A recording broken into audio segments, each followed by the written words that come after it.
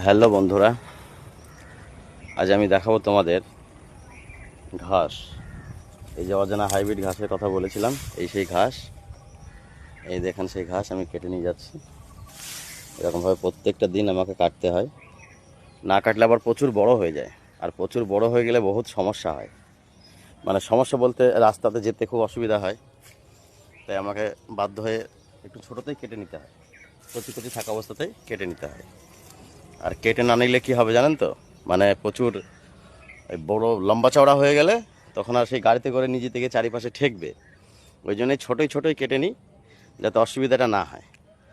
তা আমি ভিডিওতে দেখেছিলাম যে এই ঘাসটা চাষ করা যায় ছাগল গরুর জন্য, খুব সুস্বাদু ঘাস। আর খুব ভালো, এক কথায় বলতে গেলে খুব ভালো পরিমাণের ঘাস।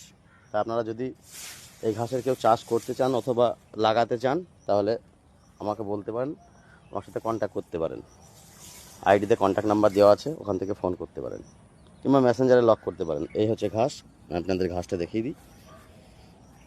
আমি এক বোঝাই, আমার অল্প ছাগল তো, তাই এক বোঝা নিয়ে গেলে হয়ে যাবে আমার। ঠিক আছে, তা আপনারা চেষ্টা করবেন এই ঘাস লাগানো, সত্যিই খুব ভালো ফলনশীল ঘাস।